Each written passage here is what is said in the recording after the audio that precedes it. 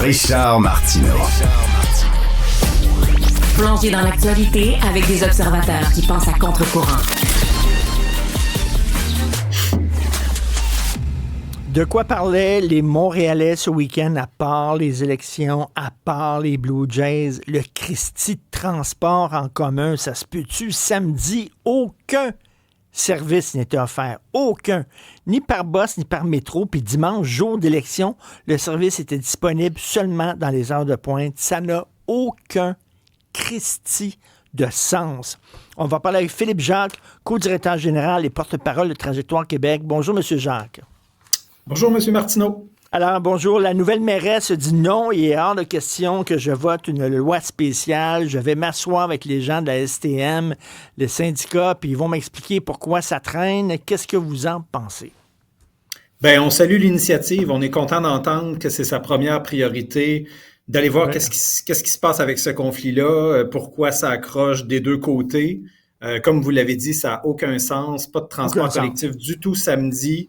Nous, ce qu'on déplore, en fait, c'est une troisième grève et le fait que c'est censé être un moyen de pression de dernier recours, là, c'est une troisième grève et le fait, comme vous avez mentionné, que le service essentiel, ça n'a pas de sens d'avoir rien samedi et pendant 28 jours, d'avoir seulement l'heure de pointe des autobus, des métros. Nous, ce qu'on aurait aimé, c'est 50% des départs d'autobus et de métros. Alors, on ne peut pas imaginer que ça va être comme ça pendant un mois. Il y a plein de gens qui n'ont pas d'autres alternatives. Des gens dépendent de banques alimentaires, n'ont pas pu se procurer de la nourriture, des rendez-vous médicaux que c'est difficile de reporter. Donc, pour nous, l'aspect santé-sécurité est en jeu, contrairement à ce que prétend le tribunal administratif du travail. Pour nous, il y a un enjeu là. Donc, ça prend un service réellement essentiel, pas ce qu'on a présentement. Bien, tout à fait. Monsieur Philippe Jacques, que des gens qui soient malades et qui doivent marcher pendant 1h30, 2 heures, 3 heures des fois pour aller chez le médecin. Ça n'a aucun sens. Non, exact, c'est ça. C'est comme si on a l'impression de la part du tribunal administratif du travail que les gens ont d'autres alternatives, que je peux prendre une voiture. Ils ont carrément mentionné les gens ont accès à des planificateurs de trajet. C'est pas parce que ton Google Maps, ton application te dit qu'il y a une option de taxi à tel prix ou c'est pas parce que tu as cette option-là qui apparaît sur ton téléphone que tu peux l'utiliser et à quel coût. On a vu le prix des taxis a explosé samedi. Journée d'élection, on a vu les pics d'achalandage dans les bureaux de vote. C'est par hasard au moment où il y avait le transport collectif offert.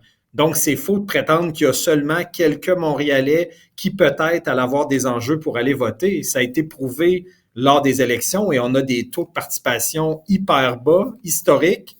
Donc, 1+1, ben, ça se peut que ça soit une des raisons importantes. Écoutez, si le transport commun n'est pas un service essentiel, qu'est-ce qui est un service essentiel? Ça prend quoi pour être considéré comme un service essentiel? C'est notre crainte. Pour nous, c'est un besoin de base. Oui, c'est un droit de faire la grève, mais c'est un droit de se déplacer, de manger, d'avoir un toit. On se demande qu'est-ce qu'on attend, que quelqu'un reporte un rendez-vous médical et des complications en décèdent, qu'un attroupement, le match des Alouettes, on imagine qu'il aurait été émotif samedi, séries éliminatoires, 25 000 personnes qui n'ont pas de transport en sortant. Ça aurait pu, un peu comme on voit des fois au hockey, même à Los Angeles, ça a brassé après la victoire des Dodgers là-bas, ça aurait pu brasser, devenir dangereux. Donc, on se demande qu'est-ce qu'on attend pour intervenir et augmenter le niveau de service.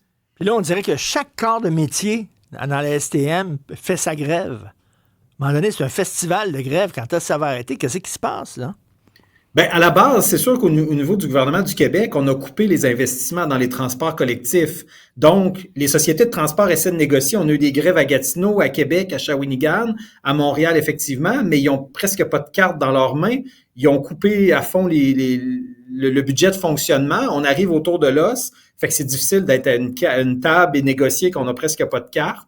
Donc, dans les sociétés de transport, il y a un enjeu majeur avec ce sous-financement-là de la part du gouvernement qui préfère mettre 10 milliards pour un troisième lien, mais on va gagner 2 minutes 18 sur nos trajets. Donc, ça nous semble un choix éclairé. Je voulais vous demander, c'est quoi la solution selon vous, mais c'est un peu dans la réponse que vous venez de donner, là, c'est-à-dire un plus grand investissement de la part du gouvernement provincial. Clairement. En Ontario, 70% de l'argent va dans les transports collectifs contre 30% dans le transport routier, dans les routes. Et le Québec, c'est exactement l'inverse. On est à 70% dans les routes, incluant le troisième lien, 30% dans le transport collectif. Et c'est un gouvernement qui s'est engagé à être à 50-50 et d'augmenter l'offre de services de 5 par année de transport collectif. Fait que le gouvernement ne répond pas à ses propres engagements.